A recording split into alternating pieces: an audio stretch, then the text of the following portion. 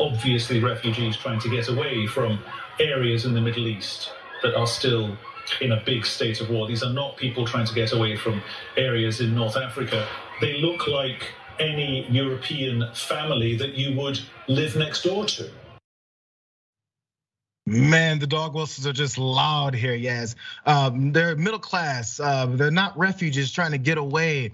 This isn't a third world country. Man, just say it, just say it. We get it. This whole rhetoric is completely unnecessary too. It doesn't need to be said, right? It doesn't change the situation. The reason why this is getting so much publicity and so much coverage in the news right now is because it's happening right now and it's new, right? Putin came out of nowhere for no reason and said, I'm gonna take over this country, and then he did it right now, right? That doesn't take away from the fact though, that all these other countries in the Middle East and in North Africa and around the world are still suffering from very, very similar tragedies. They've just been going on for so long that we've become desensitized to them, but they're still happening and they're no less dangerous or no less important. Right now, there's a lot of focus on the nuclear threat behind Putin and his actions over in Ukraine. But we're also having nuclear countries who are fighting each other actively right now. So those threats are still there and they never really have gone away. So none of this needs to be said. Maybe it helps people find relatability somewhere, and that in and of itself is also very, very sad. And also, I will say that the people who are refugees are not the ones who are facilitating the violence. These are the victims of violence that was perpetuated by other countries like the US, like Russia, like other European nations who are in there and affecting their homes. I'm glad you pointed out, because we always see refugees as these groups of people who are part of the violence, not the victims of the violence or the victims of these kinds of dictatorial people that try and take over and run in other countries, which, like you point out, many of these developed civilized countries are the ones who start these things and are the ones who disrupt complete third world countries, as they're pointing out, and how they now have people running. And we go, how dare you come run at me? So let's get really fast back to Charlie D'Agata, because he did get the brunt of the heat. And he did issue this semi-apology. Watch. Lana, I just wanted to clarify something I said yesterday in describing the conflict here. I spoke in a way that I regret, and for that, I'm sorry. What I'd hoped to convey is that what's unique about the fighting underway here is that this country has not really seen this scale of war in recent years, unlike some conflicts in countries I've covered that have tragically suffered through many years of fighting. You should never compare conflicts anyway, each one is unique. I've dedicated much of my career to telling the story of suffering through any of these wars, wherever they may be. I used a poor choice of words, and I apologize for any offense I may have caused. Quick correction, Charlie, you did. Not if you did, because you did. Because people told you that you did. So just say you did, and also look inside and understand, I need to figure out way I think and how I approach these things, especially since I report on such sensitive situations where it's life and death. Just think and then change the way that you approach these things. That's how you become better, not if you offended someone. Just say it. That's kind of like apology 101. Yeah. Don't say, I'm sorry if I hurt you. Just say, look, I'm sorry I hurt you. You're hurt, I get it. And I'm trying to be better, that's it. That's all the best we can hope for. My words advance type of actions that allow people to not care about this and helps facilitate and allow people like Putin who think they can run in this country, now he's hit with a dead end. It's a problem. Okay, that does it for today, you guys. I'm plenty frustrated. Thank you guys for walking through this whole debacle with me all day. I appreciate you for joining us. Again, you guys for also being with us on a Monday. Up next is a damage report. We'll be back tomorrow with more on the watch list. And until then, I'll be watching.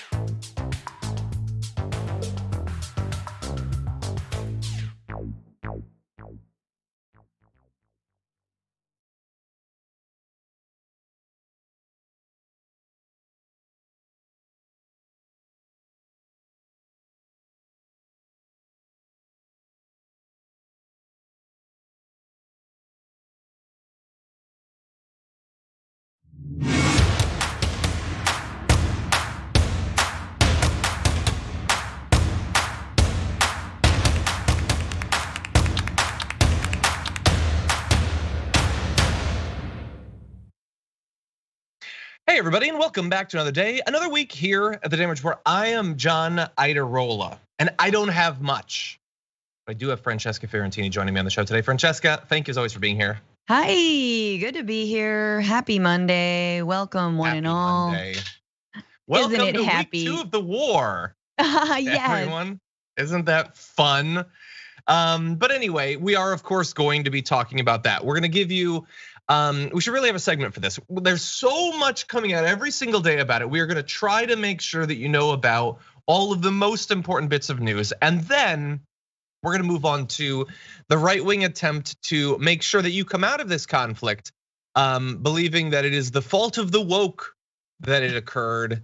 And so that's going to be fun. And on top of that, we've got CPAC, absolute insanity there. And the answer to the question, what's worse than CPAC? We'll find out. We've got a little bit more on Ketanji Brown Jackson being nominated for the Supreme Court, Rudy Giuliani's legal troubles, an absolutely unacceptable acquittal in a gun murder, insane stuff. So a lot to look forward to. I don't know. A lot to discuss and think about, huh, Francesca? Ooh, yeah, real long, hard think. Oh, got it, fascism. Anyway, next. Exactly. Before we launch into our awesome show, what's been going on over in the Bitchuation Room? Oh, we just broke down the entire war on Ukraine last night. It was great. A little tired from that, but super excited. If you guys don't know that I'll be in Brooklyn live on March 10th. That's next Thursday at the Bell House in Brooklyn. I think I said that. Get tickets, bitchuationroom.com. I want to see all the Dragon Squad. Otherwise, I'm gonna go and tell Dragon Daddy that you guys didn't show up, and then he's gonna be like, I'm not even doing the show anymore. Did I already make this threat? But you're doing a live show in I didn't know. Right? Of course I knew. Everyone should know. How could you not know? But it's coming. It's coming. You should be there. I know some members of our audience have already told me in our members hangout last Thursday that they were going to be there. So Yay. Definitely. I don't have room in my suitcase, guys. So if you have like action figures for John, just send it directly. Exactly. I wasn't sure where you were going with the suitcase thing. I thought you were talking about transporting people, or you'd eventually be canceled when we found a body in your suitcase. But no, I would like the action figures if you could mail those, perhaps. Anyway. Okay, everybody. Well, with that, we've got a lot to talk about through the course of the next 90 minutes. I want to thank you as always for being here, but I will thank you at least a little bit more if you wouldn't mind hitting the like button, sharing the stream, that sort of thing. Give unto the algorithmic gods that which they demand, so that people know we're live. And with that, if you want to send us comments, tweets, super chats, all that, we will discuss during our little breaks. And with that said, Francesca, are you ready to talk about some news? Oh yeah. Okay, well, we're gonna start off with some fun. Let's do this.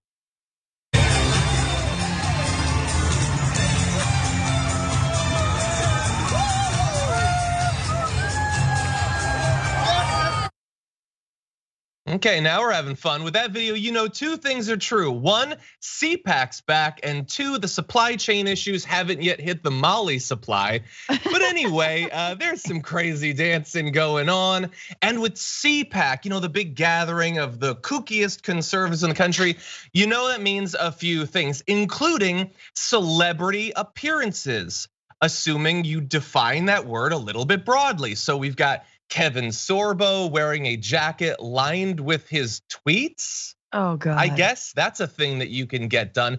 Presumably not all the tweets from January 6th where he was talking about how it was obviously Antifa. And that came a couple hours after his yes, it's being done before, oh God, it's being done. So he was there. You had celebrities like Tulsi Gabbard saying that she felt right at home amongst the worst conservatives ever. By the way, quick update on our challenge to her to go into the enemy's den, but deliver a progressive message. She didn't. She claimed that special counsel John Durham's probe of the investigation into Russia's involvement in the 2016 election. She hailed parents who have fought back against school boards, who she said threatened how they were, quote, raising their kids. She propped up the idea of cancel culture for those who tried to criticize the current administration. It was pretty much what all of the other speeches there were. So not sure what the added benefit of having a Democrat there was. But anyway, it was all that and more, Francesca. And we're gonna get into some crazy video in a second. But what do you think? You excited for CPAC season? I would rather be stuck in Coachella like at golden hour, surrounded by a bunch of tweens trying to take selfies, high on whatever the hell euphoria is hawking them, and like get COVID, than ever set a foot. Like, I don't even want to be near Orlando, honestly. I don't want to be near that. Like, look, I recognize that white boy dance, okay? I used to be into jam bands, all right? It's a moment that I've since deleted from my Wikipedia of my own history. So I've seen how white men dance when they believe themselves to be unencumbered. That's that arm movement. They take up a lot of space. The Jimmy arm. Tulsi, it's incredible that she took the time after, out of pleading with her benefactor Putin to knock it off. Knock it off. You've made your point, Mr. Putin. I don't know if you guys saw that video of her asking Putin to stop the war. I did not. Good stuff. Real good material. Good. Anyway, yeah. It turns out the only thing worse than a group of white guys not feeling comfortable dancing is sometimes when they do feel comfortable. Sometimes your shame, strategic, honestly. Anyway, but you didn't come to CPAC for the sorbos or the sorbets. You came for the crazy speeches, and we have some of that. So first, here is the man of the weekend. That is Donald Trump talking in absolutely insane terms about the ongoing war. Yesterday, reporters asked me if I thought President Putin was smart. I said, of course he's smart, to which I was greeted with, oh, that's such a terrible thing to say. I'd like to tell the truth. Yes, he's smart. The NATO nations, and indeed the world, as he looks over what's happening strategically with no repercussions or threats whatsoever, they're not so smart. They're looking the opposite of smart. If you take over Ukraine, we're going to sanction you, they say. Sanction? Well, that's a pretty weak statement. Putin is saying, oh, they're going to sanction me. They sanctioned me for the last 25 years. You mean I can take over a whole country and they're going to sanction me? You mean they're not going to blow us to pieces, at least psychologically? The problem is not that Putin is smart, which of course he's smart, but the real problem is that our leaders are dumb.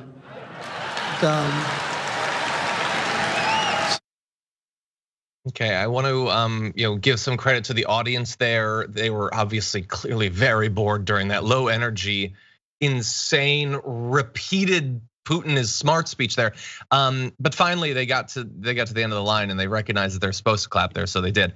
So Putin smart, all of us very dumb. Guy invaded our country, super cool, great idea, very strategic, much strategy. Us, not so great. And obviously sanctions aren't enough. I mean, look, Francesca, that's kind of objectively true. They didn't stop him from going in. But what was that thing about, so we're not gonna blow him to smithereens? I mean, at least psychologically, what would that be? Like, did he see a meme about something blowing someone's mind and he thinks it's like a new Pentagon technology? God, yeah. I love Trump's I'm reading voice because he talks like it is a story that he's a little bit obliged to read, but he's tired and he has to read it to a 5-year-old. They won't go to sleep. Now he's going to sleep. Like, it's so obvious that he's reading something. And like, someone wrote that down. Someone wrote, it's not Putin who's smart. Of course he's smart. It's that our leaders are dumb. Hell yeah, A+. Like, but the one thing that the right keeps on saying is this would have never happened if Trump, were president, would have never happened. Like, one, you might be right, because they had Trump wrapped around their finger. And when it came to like slowly watching NATO decay, like Trump was super on board with that. Trump was honestly playing more strongman with NATO allies than he was with Russia, to be straight up. So they didn't actually need him to, they didn't need anything from him because they had him from jump. Secondly, if they did invade, which I'm pretty sure they still would have invaded, he would have just been like, well, it's your fault, Ukraine, you're weak. I don't know if we've got all the weapons for you. We'll see. It's always fun to watch, sad to watch brothers fight, but also fun. Like that would have been his attitude. He would have hung him out to dry. There would have been no sanctions at all. Maybe we'll have weapons. Let's see what you can dig up on Buttigieg. Yeah. Anyway, but look, my overall response would be the same as it has been for about 2 weeks. They keep saying it would be different if X, if Trump was in, if Biden was Trump. Okay, so what would they have done differently? Not sanctions, again, not sanctions, because Trump is mocking the very idea of sanctions. And then he says blowing them to smithereens, but then implies that he was talking about some sort of psychological warfare. So again, it's all what he would like. He would suck in the gut, puff out his chest, and be an alpha that no one could stand. What would he actually do? Nobody has an answer to that. Nobody has an answer. Like he would have just put the squeeze even harder on Zelensky to get Hunter Biden info. And that would have saved them all. Well, look, he was asked about Zelensky, so here is that. Zelensky, and he's not abandoning his people. He's saying and taking up arms with his countrymen. If you were in a similar situation as president, would you take up arms like Zelensky? Well, you never know about bravery. Some people think they're brave and they're not brave, and other people don't think of themselves as very brave and they step up. You never know until you get tested. And okay, at least in this case, he doesn't do what he did after the Marjorie Stoneman Douglas shooting, where he implies that he would have ran in to save everyone. He sort of like wishy-washy, but come on, I don't know who asked the question, Francesca. But if you're a conservative and you're watching this, you already know there's not a chance in hell that he would pick up anything other than possibly a Big Mac. He ain't running in. He ain't. And most wouldn't. That's not even really a criticism of him. But nobody thinks that he would be doing what Zelensky's doing. Come on. Of course not. And he knows it as well. That was a really funny line. He's a comic. People love him because he is so crass and disrespectful and openly like, well, I'd love to fight alongside with you. In fact, I encouraged you to fight on January 6th, and then I ran and hid. We know what he would do. And he relishes in the fact that he would hang people out to dry. So yeah, if you have any shred of doubt as to whether Trump would ever fight alongside you in whatever war or defense of whatever cause, which I'm assuming is a white nationalist one, he won't at all. Yeah, and look, Biden wouldn't be like shouldering an RPG. He's not gonna be like setting up a stinger, taking down a helicopter. That's what makes it so impressive that Zelensky is. Few of our leaders are there even for the political battles we need them to be there. They're hardly present for the rhetorical battles we need them for, let alone the physical ones. But come on, seriously, the weird concept of the alpha has so twisted every part of right-wing ideology. You can't look at Trump and think that he's anyone who would be any good in a situation like that. But maybe you can if you're related to him, or if at the very least you're desperately trying to flatter him into inviting you over for Christmas. That's my theory of why this video happened. The reason it didn't happen under Trump, people understand strength. They understand resolve. They understand balls. You gotta say it, folks. No, actually you don't, especially when you're talking about your dad. It's so weird. I'm a son who has a dad. I can't speak for all sons who have dads. That's where I came from. That's my origin story. That's my home. You don't have to say anything. I owe my life to those balls, literally. Anyone? Just because you're hanging off of something doesn't mean you have to reference it in a speech. That's all I'm saying. And again, I would ask Don Jr. Here's a challenge for Don Jr. What would he have done differently? Strength, resolve. So what? Sending in tanks, shooting down planes. Exactly how would this supposed strength manifest? Will one person on the right have the aforementioned balls to actually say what it is that you're weaselly hinting at? Because he doesn't want to stand on the stage and say we'd be carpet bombing Moscow. Clearly he doesn't want to say that, but they have to pretend that they are in opposition to Biden, even if in practice they would be doing the exact same thing. Yeah, remember when he stood up to Putin in Helsinki and said, "Don't hack our elections again." That was bad. That was resolve. Yeah, don't do that again. That was so. Oh, remember when he met with the leader of North Korea, Kim Jong-un, with no preconditions, nothing in exchange, and it was generally a coup for that dictatorship? Oh, so much strength.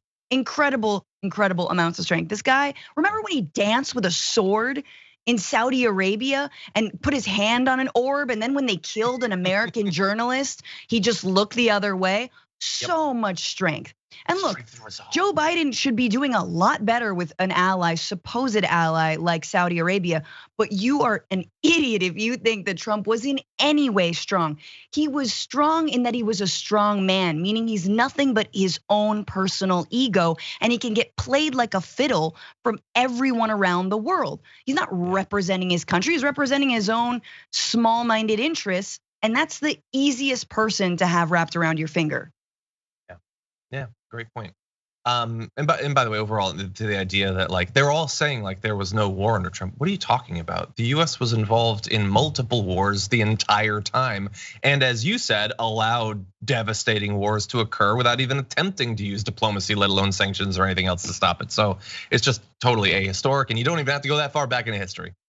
In any event, as crazy as what was going on at CPAC was, and it was crazy, the true lunacy was sort of across the street at AFPAC. So this is like, if you're too toxic for CPAC, you go to AFPAC, and that's what happened not that long ago. Nick Fuentes, one of the most openly racist white supremacist figures on the right, put this together, and generally, elected Republicans get that that's a little bit too far. Maybe in a couple years, maybe after Trump's second term, we can just go there. But now it's a bit too far.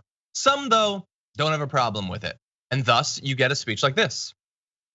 And that's why I'm here to talk to you tonight. I don't believe anyone should be canceled. Well, I reject identity politics. Okay, so she rejects identity politics. Marjorie Greene does. Here's the thing, at AFPAC, they don't, because they are very much practicing identity politics of the white variety. That is what they are there for. And if that isn't clear from the fact that just a couple of weeks ago, Nick Fuentes on a live stream said the full-on N-word and then said, oops, it slipped out. So you normally have to have a pretty good handle on not saying that. You also have that at that event, Nick Fuentes says, now they're going on about Russia and Vladimir Putin is Hitler. They say that's not a good thing. He burst into laughter as he added, I shouldn't have said that, except you did. And more importantly, you planned to. Oh, Hitler's good. She spoke at that event. He said that at that event, Francesca, and we'll have more of him, but there really is no bottom. There's no place that she won't go to get more clout on the absolute most disgusting ends of the right. Yeah, she says she went to speak to the young, America First. I went to talk about America First policies at the same rally and conference where they were cheering Putin's name, celebrating Putin, celebrating Hitler. Oh, yeah. Well, actually, you know what? Why don't we go to the video? Because someone might think that we're exaggerating a little bit about the celebrating. So here is Nick Fuentes at that event shortly before she went on stage to speak. Here's what he had to say. I know the secret, to borrow a phrase from a friend of mine, our secret sauce here, it's these young white men. Yeah.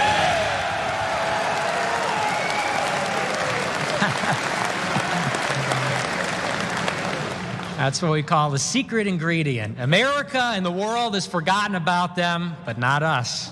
They say about America, they say, diversity is our strength, And I look at China and I look at Russia, can we give a round of applause for Russia? Yes.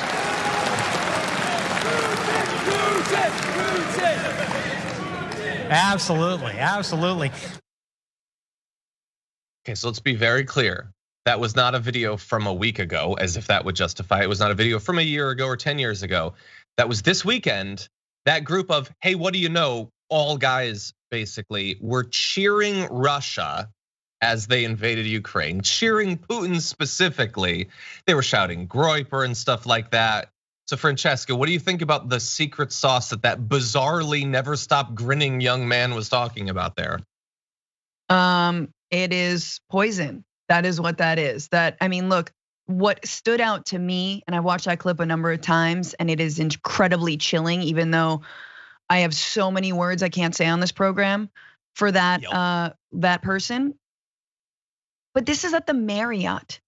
This is at a hotel. This is at a major chain. That to me is the biggest problem. They're openly hosting a white nationalist, white supremacist conference. You don't get to do that. And yes, hell yes, I believe in deplatforming. Hell yes, I believe in shaming corporations to say, and these are the same corporations, right? That turn around and try to like, oh, Black History Month. Oh, and we're so excited. Let's tell our Black stories and let's put all these, faces of color on our ads. No, man, the Marriott is hosting white nationalists who are cheering this young white men and cheering on Putin. Like, I'm sorry, that's not okay. Like, and if you think, this is so funny to me, the idea that in this country, the left has anything comparable to the movement of white nationalists that the right has is insane. That Antifa, a small, unorganized, sort of ad hoc, protest only non-organization that like gathers loose like a philosophy. black bloc that gathers and sort of like stands up to white supremacists or whatever, like whatever, all the militant ways that they act, but still they're not getting conferences in a Marriott. So like we have nothing on the other side that could be even the most radical defund the police, Black Lives Matter activist that doesn't believe in the prison industrial complex. That person probably went to school and like wrote a book about that, and it's pretty couth and has TED Talks like Michelle Alexander. You know what I mean? Like that's who I'm talking about. So it's just amazing that we've been convinced that there's two sides in this country to the so-called extremism when there is one side, and we need to get wise to that soon. Yeah, there's no equivalent, and he's not just a guy who has a show. Anyone can have a show. He has a gathering that these people are going to, and Marjorie Greene is an elected congresswoman going there. Now, she was eventually asked about this, and her sort of flailing attempts to justify what she just did. We're gonna go through a few iterations of this. So first, here's the video. I do not know Nick Fuentes. I've never heard him speak. I've never seen a video. I don't know what his views are, so I'm not aligned with anything that may be controversial. What I can tell you is I went to his event last night to address his very large following, because that is a very young following, and it's a generation I'm extremely concerned about. It's a white nationalist. Excuse me a minute. I'll tell you exactly why I went. I went to talk to them about America First policies, and I talked. I find it very inconvenient that you're pointing out that this is an explicitly white nationalist, explicitly racist event. You know exactly who Nick Fuentes is. It's his thing. He spoke before you. But she said, no, it's just that they're all canceled Americans, every one of them. That doesn't exist. That doesn't happen. But honestly, if it was gonna happen to a group, they could pick worse. She was told that he's a white nationalist, and she said, I do not endorse those views. No, you do endorse those views because you spoke at the event that he spoke at. That's how endorsing works. You may not go and say, yes, I love that you're cheering for Putin, who I'm pretending I have a problem with. You endorsed it by your presence. And then she tried to go to, we're not gonna be deterred by journalists. So like, you're not gonna be deterred by people pointing out the thing you're doing. And they got super religious after that. Christ is our only judge. The Republicans criticizing her are the Pharisees. The atheist media demands no disavowal from left-wing politicians who hang out with jihadis and abortionists. So, okay, yeah, hide behind, they've been canceled, I'm not gonna cancel them. Hide behind, it's all atheists attacking me. You're with an explicitly racist group. That's what you're doing, and it's on the right to decide, the GOP, the elected representatives, to decide if they stand with her. And so far, they totally do. Final comment? No, I double down on what you just said, John. By the way, Nick Fuentes has been verified on Truth Social. Ooh. So that's not gonna get him in any trouble or anything like that. Okay, with that said, we're gonna take our first break. When we come back, we're gonna be giving you updates on all of what's been breaking in the situation with Ukraine and also the domestic attempt to frame that war after this.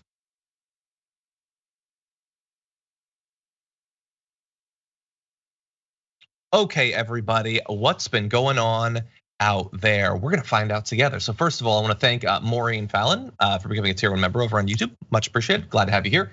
Dabby Dragons been a member for 15 months. This says, hello, John and Fran and the Dragon Squad, love y'all. Thank you very much, been around since the very beginning. Mosaic Xenon, member for 12 months, says, Noble Gas Dragon here. Holy carp, I made it a whole full year. Here's to another 12 months of fun and excitement. I don't know if that's sarcastic, but I appreciate it. And we do have some fun. Even talking about CPAC, we had some fun. Katie the Bookworm Keaton says, the only way I survive Mondays, Fran and John. Oh. Thank you. Yeah, I like all of the hosts that we have on, but I love our recurring hosts. You can say like it. Having you to start off the week, having this Brett is a safe finish the week. space. Just say that you love Mondays the most. It's the greatest day. It's the only day. I like it less than I did a minute ago. Okay, Cooking Edibles Dragon says, what a great way to start my 42nd birthday with you two lovely people. I closed on my own house today after a messy divorce. That's awesome, not the divorce part, the house part. That's awesome, glad to hear. Okay. Although also, as people have said, like, generally if you get divorced, it can be messy and that sucks, but you broke up for a reason, so you're probably overall happier. So I'm glad for you. I'm glad for you. Big believer in divorce and happy birthday. Birthday. Michael, thank you as well. Jillian, welcome to tier 2 membership. With that, you get access to our Monday top 10 list. And today, after the show, Francesca and I are gonna be recording another edition of our top 10 people we'd love to banish to a desert island. Just get rid of them. It's not violent, they're still alive. We just don't have to hear from them so much. And I've got some fun ones I wanna put on that island. It's gonna be just crammed full of the worst people soon. Trista says, remember the Bush-Obama-Trump standard that if you side with the enemy of the US, then you're an enemy combatant and we can bypass your constitutional rights and drone strike you. Well, shouldn't we strike Trump for his Putin support? As a hypothetical thought experiment that is intriguing, obviously we don't want any politicians to be murdered. So let's be very clear about that. But yes, overall, look, the way that the media talked about the invasion of Iraq versus how they're talking about this, like, we're gonna be talking about that in just a little bit. Adam says, the damage report, cynical criticism with morality, much love.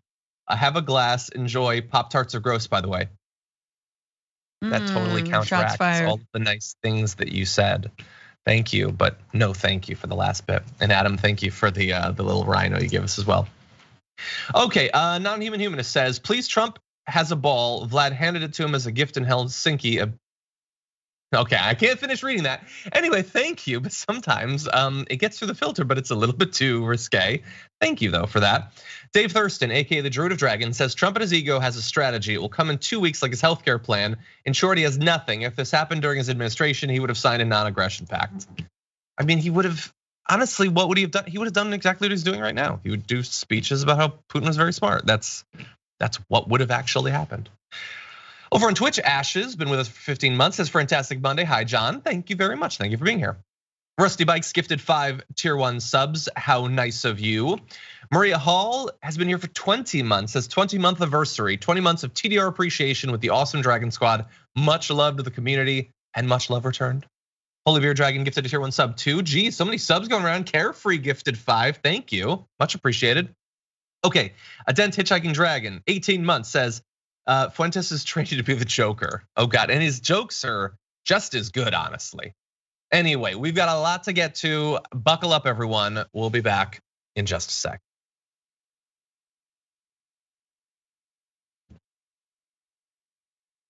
Okay, everybody, prepare yourself. Francesca, are you prepared?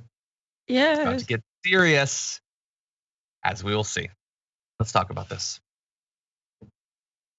We've got some good news and bad news on the situation in Iraq, and it is not balanced, of course, but the good news is that Belarus has hosted the first face-to-face talks between Russian and Ukrainian officials since the invasion began, and the UN General Assembly is meeting to discuss the invasion of Ukraine. Obviously, the UN Security Council was unable to do anything about this. I don't know why the General Assembly would be more capable, but perhaps, and some sort of negotiations are ongoing. So that is a good thing.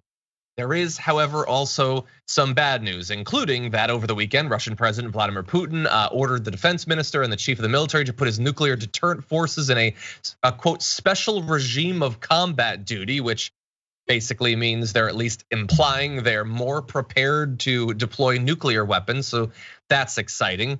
Related news, Belarus has also voted on constitutional reforms that would allow Russian nukes to be placed in their country. Can only imagine the amount of pressure that was put on them for that sort of thing. The US in response also closed its embassy in Belarus. We'll see how long that lasts for. And then you have weird news like the fact that according to the Times of London, hundreds of Russian mercenaries were deployed into Ukraine specifically to hunt down President Zelensky. They're part of the Wagner group of militaries, a private army owned by one of the oligarchs.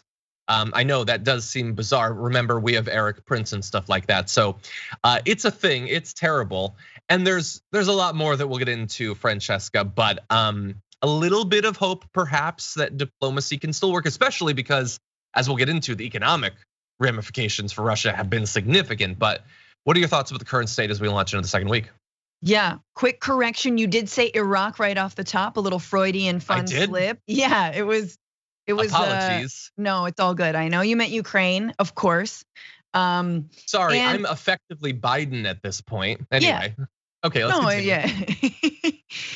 No, I mean, who's to say, right? I think even experts on Ukraine and Russia have been wrong on this. Even people in the inner circle of Putin have been wrong on this. They didn't think he was going to attack with such ferocity, wasn't necessarily going to go for the capital of Kyiv.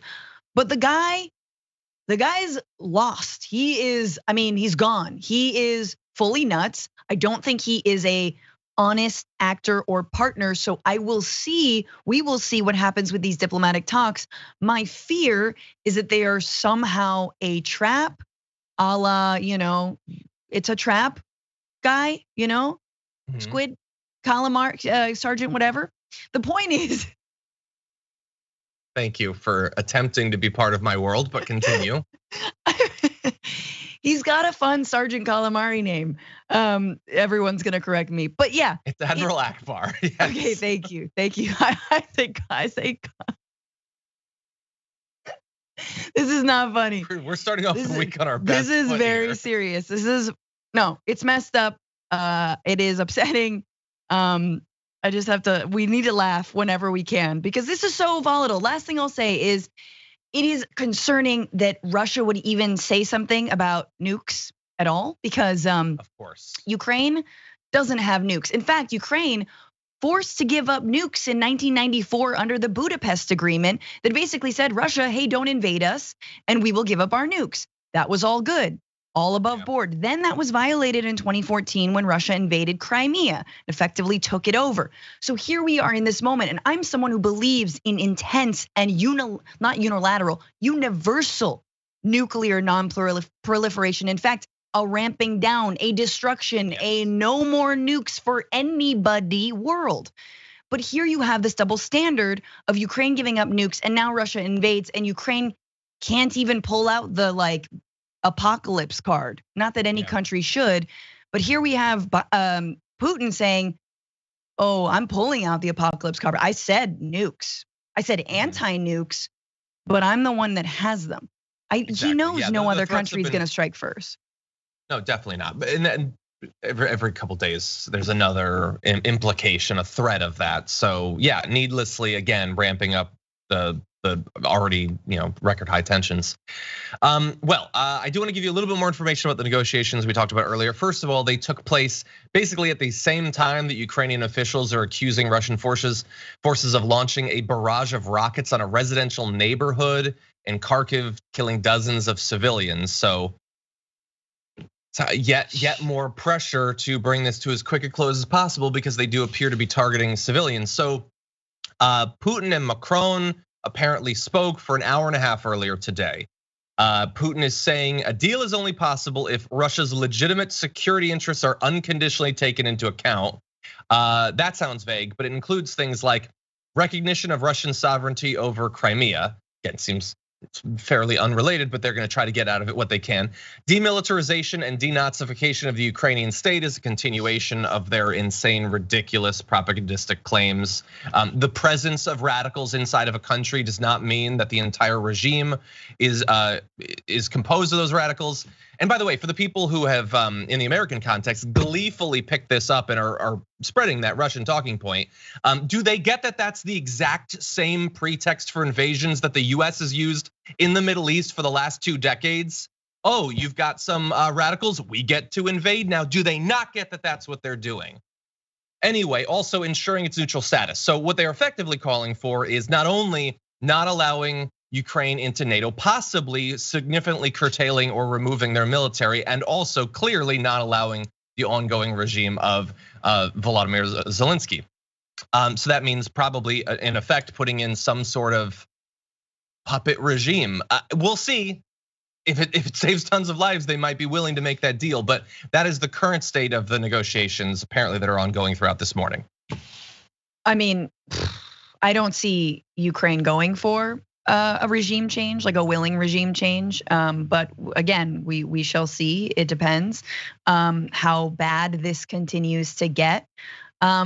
But one interesting point is around the NATO membership for Ukraine, which I know some war hawks will say it is even more necessary now than ever to have Ukraine into NATO. But Ukraine was never going to be part of NATO, and NATO knew this. And this was essentially a tacit understanding between NATO partners that Ukraine wasn't going to be part of them.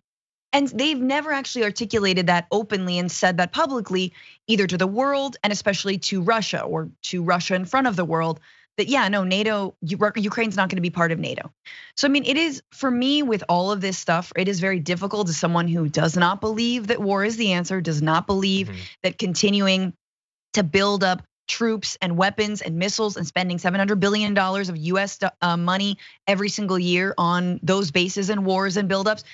I don't believe in any of that, but what's the way out, right? And I actually don't think that more war is the way out of this. We do have to think and really somehow stick to not our guns, but our peace doves about like real diplomacy. And the fact is the United States has had a hand in undermining so much of that diplomacy over the last 30 years, as has Russia. So no actor is truly coming to this in good faith, but definitely not Putin. And I don't want to lose sight of the fact that we got to center the Ukrainian people. The Ukrainian people, they're suffering, what they're calling for, what they're asking for. And interestingly, there's been some good writing and some calls from the Ukrainian people to the American left and to the Western, so-called Western left, about truly understanding just how grave this is, even if we don't believe in, US imperialism. If you're against imperialism, you're against imperialism no matter who carries it out. Agreed. You should be, at least. Doesn't seem like a crazy standard. Yeah. Okay, with that, let's jump into our next story, the hour rapidly passing. So who is to blame for the situation in Ukraine? Well, perhaps you, if you're woke. That's what I found out on Twitter, according to elected Representative Clay Higgins, who said, "You millennial leftists who never lived one day under nuclear threat can now reflect under your woke sky. You made quite a non-binary fuss to save the world from intercontinental ballistic tweets." Now, it took me a bit to come to grips with that because the first time I read it, I passed out and I woke up with blood streaming from my nose. The second time, I assumed that that's gotta be like an AI thing. They fed a bunch of right-wing insanity into it, and that's what it spit out. No, apparently that's Clay Higgins. That's what he thinks. AOC tweeted, "I've sat on a committee with this guy for years. He talks like this every day." Oh, nice in the production staff. They got that tweet. I put it in super late. Anyway, yeah, no. He thinks he's making a good point. It's a woke sky, which will now have ICBMs because all of you had your critical race theories that combined with your Dr. Seuss's. I don't know. Ken Klippenstein said in response, "I think this is how new languages begin," or new cults. I'm not sure. Talia Levin says the sky is gay. I love it. James says, "Old man yells at rainbow." And here is the thing. This one tweet is perhaps the most insane of the you guys are too woke, so you've put us in a situation things, but this genre is robust. Matt Walsh has tweeted, my huge fear right now is that our military hasn't had enough diversity trained to prepare them for this moment. You get it, he's being sarcastic. Have we recruited enough lesbians? Are our armed forces sufficiently trans inclusive? Have they confronted their white privilege? Do they know enough about systemic racism? These are the questions that haunt us all. Billionaires, give me my money. Am I not being a good boy? Is Ted Cruz turned on by their recruitment videos? Yes or no? Exactly. What sort of shoes is the M&M wearing? Anyway, these are the things that matter. Ben Shapiro said that the West is focused on expanding its national debt and exploding the gender binary. You can, as a nation, of course, we must admit, only tackle one thing at a certain time. Wendy Rogers decided to focus on the fact that the West is trying to deplatform and debank Russia. That's, in her words, just as wrong as invading Ukraine. She's a politician in Arizona supported by Donald Trump and also a big supporter of Donald Trump. Now, to be fair, she has also said recently that the EU is New World Order tyranny and Germany's attempt to rebuild the Third Reich. So that's something, Francesca. But yeah, they really do Wendy think that the woke are Rogers blamed. hit the shard real hard on a Sunday. Let's be honest. She also doesn't know how to like thread her tweets. So you just got to go to her profile. It got bad. It was Zelensky as a globalist, i.e. Zelensky's Jewish. He's paid by Soros. It was cray. But I do want to push back on something that the little dorklet Ben Shapiro said, which is exploding the gender binary. I think exploding the gender binary actually would stop wars. I'm just gonna put that out there. I think if people were comfortable and free to live and love and be who they are, yeah, I do think we would have less wars. Coming at me. I also think that if more women were in leadership positions, yeah, there'd be less wars. Actually, statistically, women in diplomacy reach more compromise. Women in positions of power, not Wendy Rogers. Don't come at me with the Margaret Thatcher. You had Margaret Thatcher. Honey, you had everybody, okay? All you can come at me is Margaret Thatcher. Okay, very cute. Sit down when you've got 7,000 more Margaret Thatchers, okay? Yeah. Just sick of war. I'm sick of all these. Yeah, sick of it and just sick of them using the vague concept of that from their point of view of what is woke as an argument that everything that is bad because of that, everything that is good if we get rid of that. At a time when, of course, the country doing the invasion is Russia, which has been absolutely terrible to its own LGBTQ community. And activists in Ukraine are incredibly worried about what will happen to them if Russia takes over this country. It is just so obviously. It's so bad faith that like my vocabulary can't actually encapsulate it. The idea that this is what you'd focus on, and then you can add in things like Tucker Carlson talking Friday night about pregnant service women ruining the US military and stuff like that. No, you ask yourself if this is the room that you want to be in. John, one last thing on that, like super fast. Where are the white men? Where are all the white men who should be recruited to fight? Oh, sorry, they're at the AFPAC cheering Putin. That's what they're doing. Yeah, what's up with that? Are they woke because they're on the wrong side and yet they believe all the things that Matt Walsh wants them to believe? It's weird. Anyway, really fast, let's jump into this. I get that we're all very shocked by what's going on a daily basis in Ukraine and hate what Russia is doing. That said, I don't think it's too much to ask that we think a little bit before we speak about this and don't advance sort of inherently and I think fairly obviously racist ideas of what sort of people deserve what's happening to them, deserve justice, deserve recognition. Let's jump into this video. Now with the Russians marching in, it's changed the calculus entirely. Tens of thousands of people have tried to flee the city. There will be many more. People are hiding out in bomb shelters. But this isn't a place, with all due respect, like Iraq or Afghanistan that has seen conflict raging for decades. This is a relatively civilized, relatively European, I have to choose those words carefully too, city where you wouldn't expect that or hope that it's going to happen. So it's partly human nature, but they are not in denial. Okay, he said that he was going to choose his words carefully. I would argue he missed the mark there. And look, the choice to use the word civilized, the choice to frame it as, well, you know, there are some people that they're used to this sort of thing. It's been going on for so long, but like this, you have people talking about, like, I hate seeing people with blonde hair and blue eyes experience, like literally that sort of thing, Francesca. And that's the last thing that we need right now, considering what's going on, the stakes, the damage that's being done on a daily basis. Yeah, it is upsetting. I mean, you see the open racism of the right when it comes to their spin on this war and, oh yeah, Western civilization in the form of Putin. But then you see the racism of mainstream media, and you see the racism of the center, and you see the sort of the baseline racism that we generally all live with. And I've thought about this a lot, and I think we think about, okay, they could have chosen their words more carefully, obviously, but let's be honest, who does the news?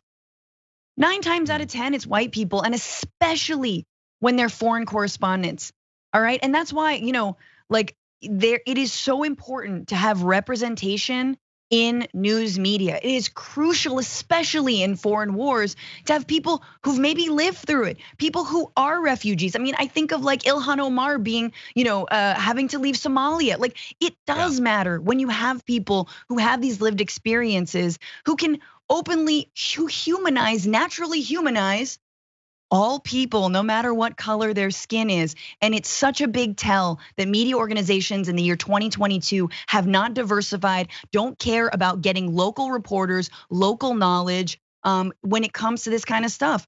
And so, yeah, it's incredibly racist, but it's also very systemic for our problem of reporting generally. Finally, just because you live in a hut and you survive on $3 a day, do you have any less right to life? No. Yeah, and people may not think that that's what they're implying, but maybe they get caught up, or maybe they just don't realize what they're communicating. We gotta be better. We gotta be better. Sorry, I don't mean to encourage people to be woke. I know that's what got us into this and everything, but people deserve respect. Let's try to show it. Okay, with that, we're gonna take our second break. When we come back, let's check in on Rudy Giuliani and see how he's doing. We'll do that after this. Wow. Okay, everybody, here is what is going on out there where you are. Franklin Sharpslicer sent us in a super chat saying, putting quote, I want to thank the white supremacists that anoints me. Come to the front lines, so won't you all just join me? Like DJT said on January 6th, I'll be right behind you and give them the John Wicks. Yeah, he'd be fighting in the streets of Kiev, definitely. He didn't follow them for their stupid march. Franklin, that was inspired, homie. It was. It's so often. That was, I mean, most of them are, but that one was particularly inspired. Yeah. Chris says, why aren't we discussing Tulsi Gabbard claiming Ukraine isn't a democracy? We referenced her speech. I hate all of those speeches at CPAC, but I can only go so deep into them. And we've already addressed Tucker Carlson continually making that point and everything. It is an attempt to get you to think that the invasion is okay. That is what it is. We should not care because they're not like us. Like they like democracy, lol. It's just like platforming Viktor Orban, who's like, I love illiberalism. Exactly, yeah, they really care about democracy, Tucker Carlson, all them. Tara Shabinko has been a member for 9 months, says celebrating the beginning of my birthday week on a fantastic Monday with John and Fran. Thank you. Thanks for spending it with us, and happy birthday. Happy birthday week. Dangle Bengal has been with us for 8 months and says, when you say banished to an island, do you mean plane crash style banishment? And is this island plentiful in coconuts? I wonder who will wake up first.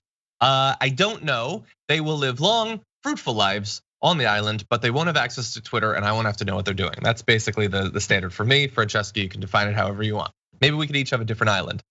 Okay. They could fight each other. We can send them, and then we could watch like Squid Game, but for 1%.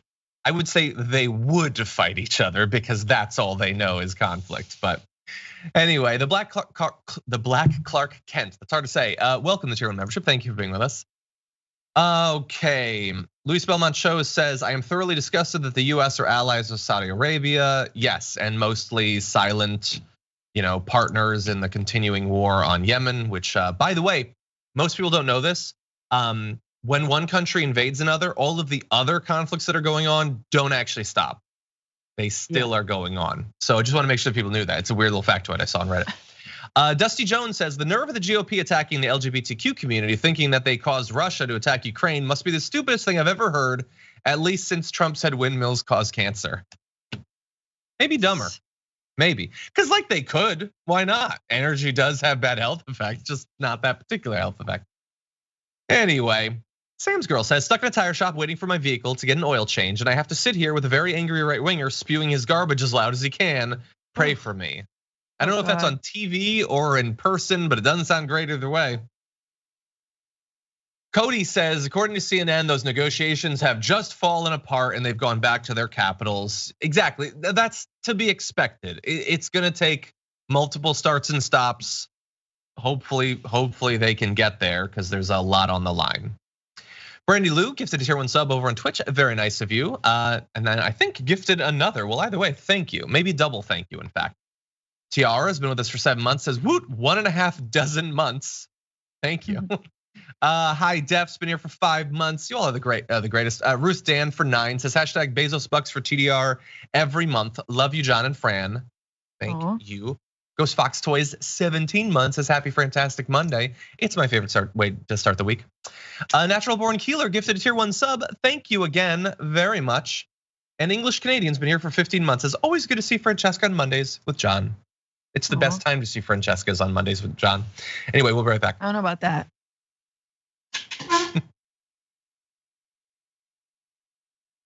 Okay, we're doing okay time-wise. I like this. Let's check in on one of the ongoing stories. There's a lot of breaking news every day, but we don't want to lose track of some of what's been going on. If you've been following Rudy Giuliani's social media, you might have thought that he, like many others formerly in the Trump orbit, have now turned on the president when he tweeted, "It is now clear that electing a mentally deteriorating man who is of limited intelligence even before his dementia constitutes a clear and present danger to our safety and security." But then he just went back to criticizing Biden. So I think he's still with Trump. I think that was actually about a Biden thing. I don't think he gets what he's saying there.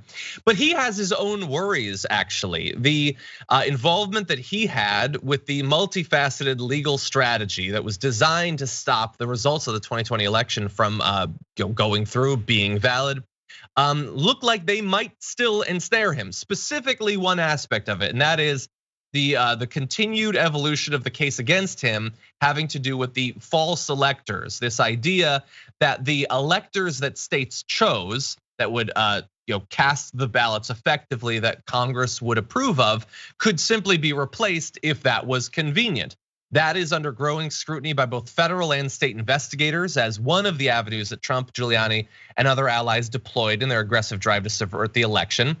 Michael Bromwich is a former DOJ Inspector General. He says, the threats to Giuliani come from multiple directions. Evidence is growing that he was at the center of a series of schemes to change the election results by fraud and by force. As the investigations focus more closely on the people Giuliani recruited to change the election results on January 6th than before, his criminal exposure grows as the number of witnesses against him multiplies. I will add, Francesca, the caveat that I always do, in that it really never seems to matter how robust the case is.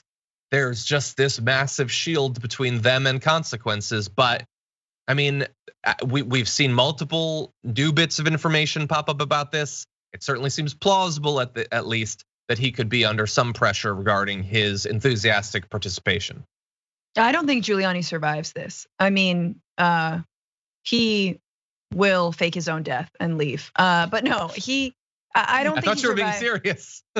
No, I mean, what would be funny is we'd see him in a Chipotle like a month later because he would forget that he was dead. Like it would be botched, and he'd be very drunk and it'd be awkward and be like, I think you're dead anyway, weird. But the thing is, I don't actually care. Of course I care what happens to the Trump administration and former officials. What I care is what happens to our country. How can we go forward and actually Trump-proof and dictator-proof and authoritarian and like corruption-proof this government? How in the hell does someone get this far down the road of nominating fake electors right? To change their votes. I mean, honestly, we know they're gonna try this stuff again. Yes, it looks stupid now. It was ridiculous, it is laughable, it is so bald-faced, but they're gonna try again. So what are we doing? What are the constitutional amendments, right? That we are putting in place to make sure that no other Trump can do the same thing. I don't see it happening. No. I'm just terrified of that. That's my biggest worry. Yeah, I mean, no constitutional amendments. I mean, no federal voting rights legislation. Like, I understand there is so many awful people, awful groups that we have to focus on. Obviously, our eyes are on Eastern Europe right now, but let's bear in mind, the Democrats technically still exist. They technically are still in charge. Are they doing anything on any of these topics that they keep saying they'll eventually get to? No. And look, I get it. They're interested in what's going on in Ukraine. They're interested in what Russia is doing.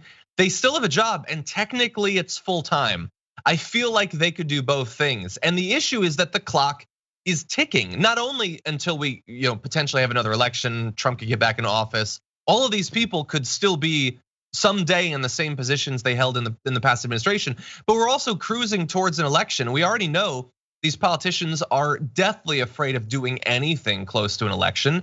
So if they don't do something to fight back against the multiple pieces of legislation that were passed in the wake of the 2020 election that make it much easier for the right to steal elections, then just nothing is going to happen. And the thing is, it's not just Giuliani.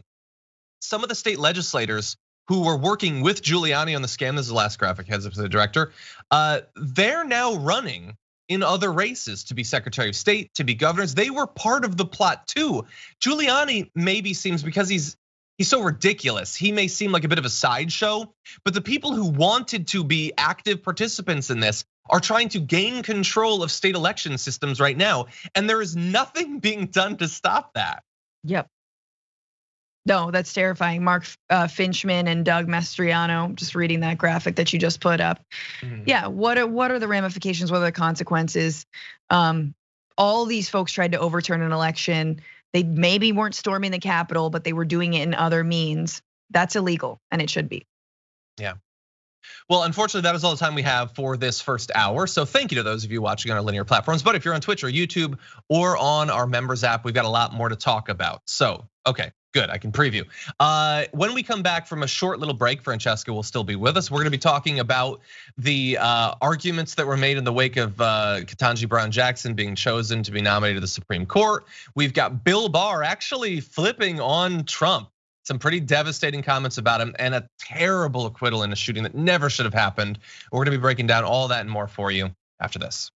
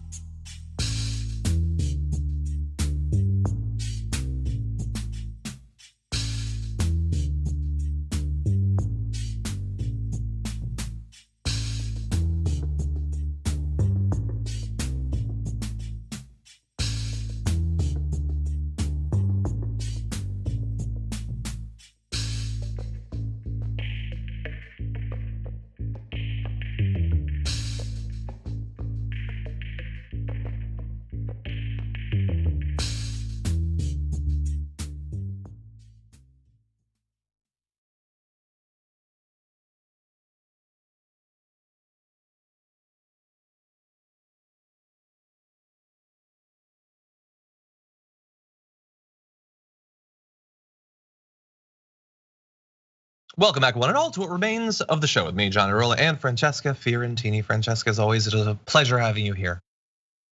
Good to remain. You are still. Anyway, you know what else is still the lead-in to the damage report every day? That's the watch list with J.R. Jackson, which Francesca often appears on. I would say suspiciously often. Like, it seems personal almost. I don't like it. But anyway, I do like the watch list though. And the watch list comes up every day live, weekdays, 12 p.m. Eastern time, 9 a.m. Pacific time. J.R. Jackson and his fabulous guests, including Yasmin Aliyah Khan, who was on our show last week. She was on today. They talk about news and pop culture and sports and politics and a whole bunch of awesome stuff. So check that out. Also, very important special event, special live in studio gathering. This never happens in these times. The State of the Union, the Texas primary, those are occurring tomorrow, and we will be covering them both. Cenk Uygur, Anna Kasparian, myself, and Francesca, 8 p.m. Eastern time, 5 p.m. Pacific time. So not only are we going to be responding to the State of the Union and the various responses to it, but then it's Jessica Cisneros versus Henry Cuellar, one of the highest profile primaries, like easy top 3. Can't wait to see what happens with that. It would be such a morale boost if Jessica won. And if she does, don't you want to be watching live as we react? Come on, yes, it'll be fun. You're going to be here, right? Maybe. It's not up to me, by the way. It's whatever you said to them. No, I know. I think I'm cool. I think I'm hanging out in my studio, John Iadarola. Okay, lame. More room for me at the desk then. Anyway, okay, with that then, we do have a lot of news to talk about with what remains of our time. So let's jump into this. Nomination is a major threat to your liberties, and senators should treat it as such. Any Republican who votes to confirm Judge Jackson, she might be the nicest person on earth, has an incredible resume, Harvard Law School, all of that. Anyone who is serious about preserving our Constitution has to vote no on this confirmation. Issues like parental rights, gun rights, the First Amendment, all of it is on the line, and she will be a stalwart vote to radically cut away at our Bill of Rights and our cherished liberties. Now, yes, okay, so the nomination is in. Biden's choosing Ketanji Brown Jackson. We knew that last week. Well, then they responded, and we knew that they were gonna lose it. We knew that, but man, the GOP tweets out, Joe Biden just nominated a radical left-wing active. She's an academic and a judge. Like, she's not, I don't think she was at Occupy Wall Street. You've marched a lot, Francesca. Was she like Black Mask, Antifa? No, weird. They put together this like cheat sheet of her saying that she's repeatedly ruled against the Trump administration and struck down conservative policies. Yeah, but like, was she right to? Like, did it make judicial sense? Was it consistent with the Constitution? Doesn't matter. She was against our side, so we don't like her. She's Democrat partisan, having worked for Obama's presidential campaign and donated to Obama.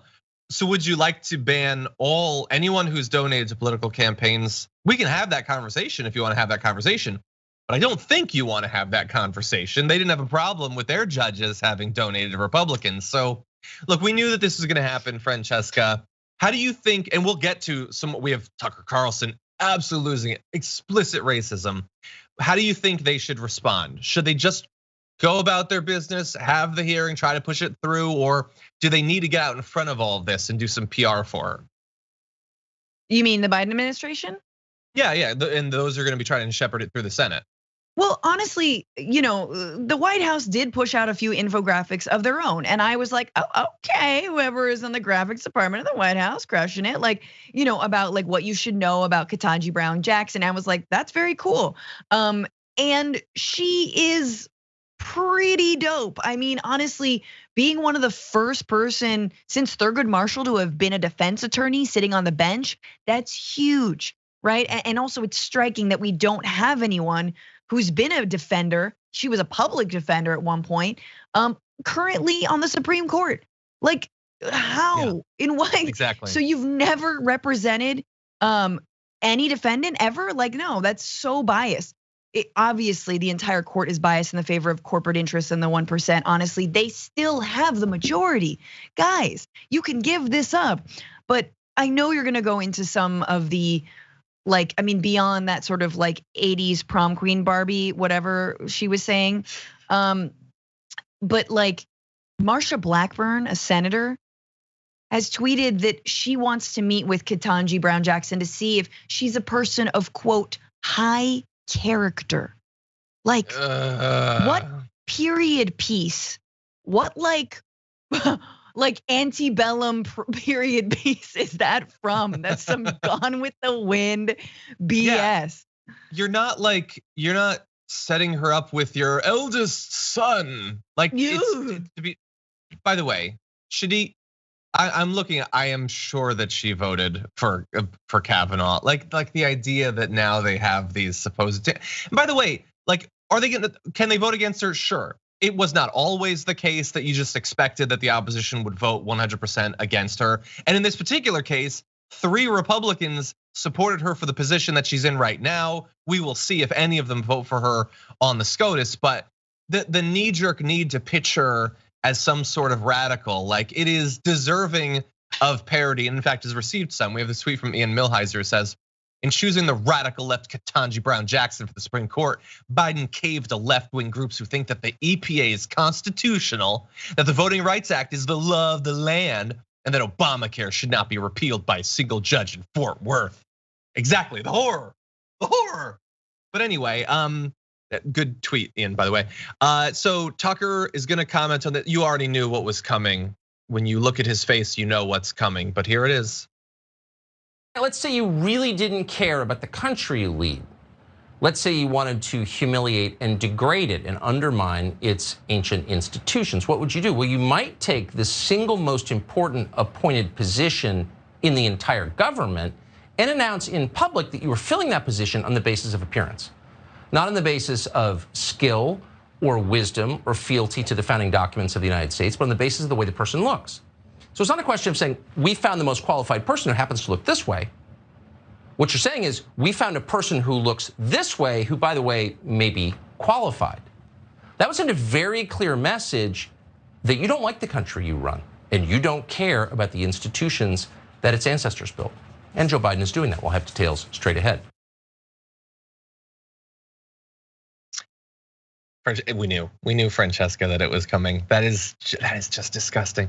Like, he knows that according to the standards that they have previously said they cared about, that she has all of that. She went to the right schools. She was Harvard editor of the Law Review. She's a judge for multiple years. She has experience. She has an actual case history that you can analyze. If you want to find specific things to have an issue with, you could choose to do that.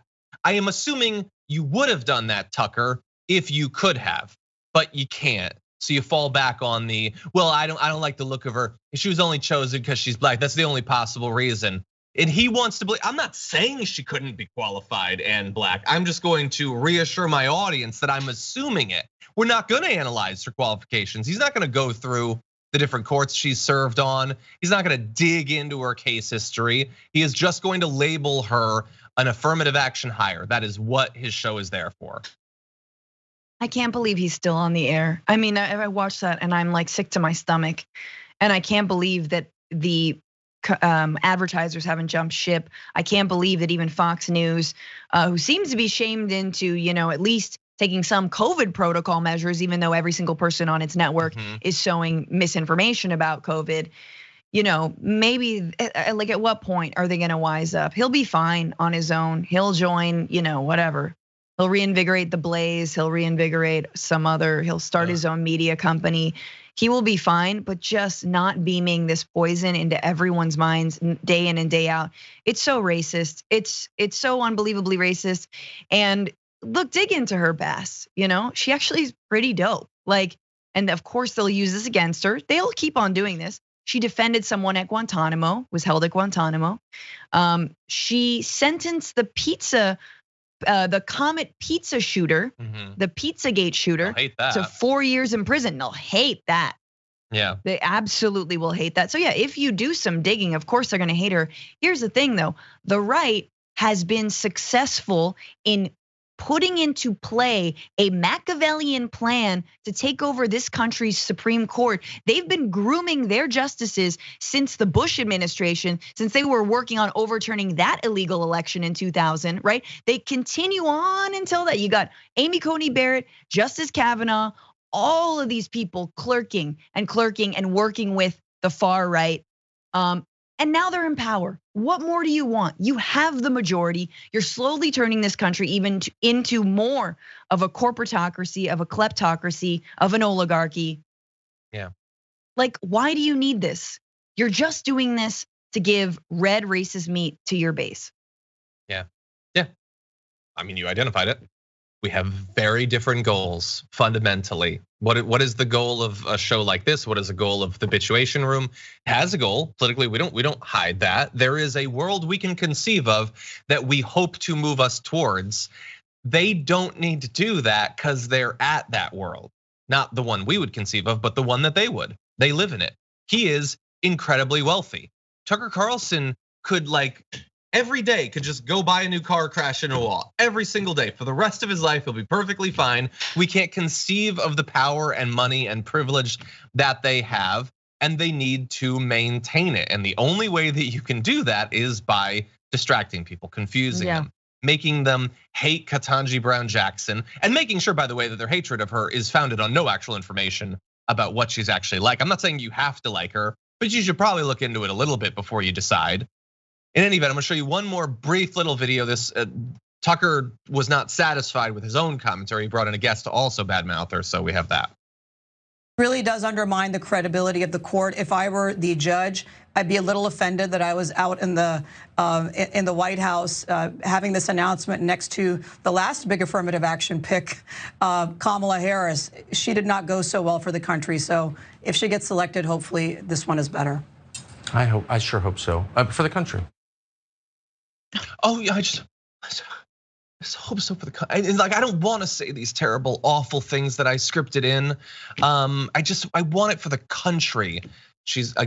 It ruins the credibility. Not having Kavanaugh and all of the allegations against him and him going to testify and screaming at the camera for hours while he experiences unending meat sweats. That doesn't hurt the credibility. Just having Ketanji Brown Jackson, judge, Court of Appeals, Harvard, blah, blah, blah, all that stuff. What? You might be watching this and think, okay, well, I don't watch the news all day long. What is it that they're not referencing? What is John not acknowledging that is so terrible about her that it means that she single-handedly destroys the credibility of the court? That nothing, there is nothing. It is just that she has been picked. That's all that it is, and it's gross. I mean, do we need to remember Brett Kavanaugh, Kegstan Kavanaugh, crying in his confirmation hearing? Do we need to remember that he has multiple credible rape allegations? Come on. There was nobody that you could pick that would not have at least as many, I guess, according to them. By the way, Pence says he recognizes the historicity of this, which I'm fairly certain is not exactly what that word means. But he wishes that the left would celebrate Clarence Thomas. Okay. Anyway, I'm gonna read a comment or two and we're gonna move on a new topic. Stoneflower Dragon's been with us at tier 3 for 13 months. Thank you for that. Had access to over a year of our little members hangouts. Thank you very much for that and for the little hearts. Okay, Luck Dragon says the odds that Vlad would execute the nuclear option is low. What we're seeing now is Cold War style posturing, but it doesn't make the situation any less dire. Prepping Phoenix for launch. Yes, no, I'm not worried about it because I believe he's gonna launch nukes tomorrow, but I am worried about it because he's gonna deploy it into places that might result in more spending going into. All of this is such a massive waste of everything. That's my frustration. Moondragon, thank you, appreciate that. Okay, with that, let's jump into other news. Everyone prepare yourself. Bill Barr is awesome now. Did you know that? No, he must be. He has written a book and he is very critical of the guy that used to employ him, Donald Trump. So he's the best. Here's why. In his new memoir, he talks about Donald Trump's self-indulgence and lack of self-control, that being the thing that cost him the 2020 election. And he says, quote, the absurd lengths to which he took his stolen election claim led to the rioting on Capitol Hill. So Bill Barr, who is in charge of the DOJ, and if he took seriously any of the claims that he's going to be making, would have been in a great position to do something about it at the time, sat on all of this and is now coming out with a book. And so we're going to give him tons of credit, Francesca, and I'm going to invite him to my next board game day. You know, if you see anyone dressed like Barney Rubble on The Masked Singer, that's actually just Bill Barr. Yup, he's got pipes. You didn't know it. Hell yeah. Welcome to the resistance. Now, I have not yet seen anyone doing this. We're sort of getting out in front of it. I hope that like it won't be Bill Barr, CNN contributor soon. I assume that's too far, right? That's gotta be too far. No, that's gotta be too far. Come on. Maybe he's a little too far up. But no, for CNN, I wouldn't put anything past. I don't know. I mean, that's how we got him in the DOJ, was him appearing on cable news. Anyway, look, he's not awesome. No book is gonna make him awesome. That said, he is saying it. So let's see if we can learn anything. So he talks, by the way, about him and other White House lawyers having lunches, apparently on a standing basis every Monday, where they would discuss the latest insane, illegal, unconstitutional things that Trump wanted them to do. He said, and then they had to figure out who was going to take care of it and try to diffuse it. They said, we refer to this as choosing who would eat the grenade. Yep. But like, if you think that you're working for a man who is regularly feeding you legal grenades, do something about it. There is no one up there, no one to save us. They're all just thinking about the next job, the next book, the next whatever. Anyway, he says he urges fellow Republicans to pick someone else to be the nominee in 2024, calling the prospect of another presidential run by Mr. Trump dismaying. Well, yeah, among other things. He said Trump has shown he has neither the temperament nor persuasive powers to provide the kind of positive leadership that is needed. He stopped listening to his advisors, became manic and unreasonable, and was off the rails. He surrounded himself with sycophants, including many whack jobs from outside the government. Who fed him a steady diet of comforting but unsupported conspiracy theories. All of this is true, Francesca, to be fair. What does that say about you? You dumb ass. Like he surrounded himself by people really not qualified to be there and just told him what he wanted to hear and like did, carried out his orders even if they were illegal, like gassing protesters so he could hold up a Bible. Like, homie, that's you. And this is why these people come out with books, is because it is a simple way to never have to answer questions for what you did. And you can make your little pact with God and go live on a ranch and draw pictures and portraits of bunnies and astronauts and whatever Bush is doing out there. But like it's so easy to do this for these people. Yeah, maybe they'll make the rounds, they'll make the media rounds. Will any journalists push back on them? I doubt it. Yeah. We will see. I'm curious as to how this unfolds. But Bill Barr, talk about a grenade, man. Remember the Mueller report? Oh, Barr ate that grenade. He ate it and he was like, here's the Mueller report, Cliff Notes. No crime. Yay, book report done. He is the ultimate example of, like you said, exactly what he's claiming was an issue there. By the way, he's gonna be nuked from orbit by Trump any time now, not only for the insults and all that, but he said the election was not stolen, Trump lost it. Well, that's it, you're done. You're done on the right, that's it, there's no coming back from this.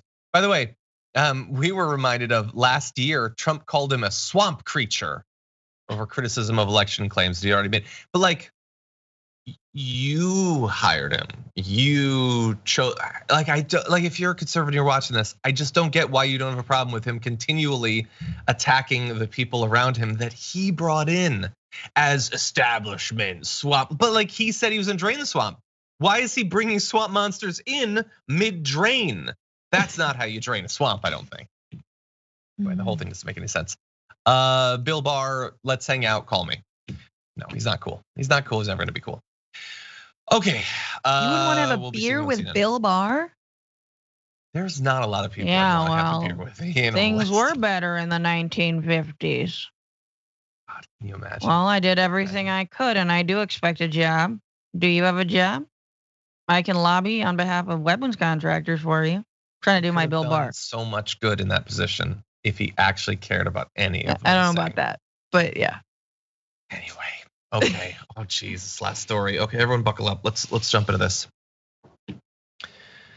A Florida jury has acquitted a retired Florida police captain in a shooting that the details of which are just unbelievable. That this guy, after a very long, fraught legal process, is now going to walk free. This is Curtis Reeves, as we said, former police captain. He is accused, or was accused, of second-degree murder and aggravated battery in a killing that occurred way back in 2014. The victim was 43-year-old Chad Olson, who was on a movie date with his wife when this altercation happened. We're gonna get to the details in a sec, but first, please, Reeves pleaded not guilty and claimed self-defense in the shooting that eventually killed Chad, telling authorities he feared he would be attacked after he and Olson got into an argument. The argument started after Olson sent a text message to his young daughter's babysitter during previews, and Reeves told him to put his phone away. Olson's wife was injured in the shooting, but survived. Okay, so Reeves claims that he shot Olson in self-defense during a screening of Lone Survivor. Reeves confronted Olson about the texting. Eventually, they got into an argument. Olson threw a bag of popcorn at Reeves, who then took out a handgun and fired, hitting Olson in the chest. Okay, there's an argument about texting. He whipped out a gun because he was afraid he was gonna get punched, so he shot the guy. And he said in his defense during the trial, he was so much above me and so full of rage that he was going to strike me with all the strength that he could put together.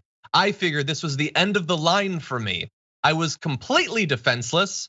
I have never encountered someone exhibiting that amount of uncontrollable anger and rage. Olson died in a hospital. His wife, by the way, was shot in the hand. She was trying to pull her husband away. The bullet hit her hand before entering his chest. He was so scared, Francesca, that he might be punched, that he had to murder this guy during a movie. Yep, the finest, the best and the brightest.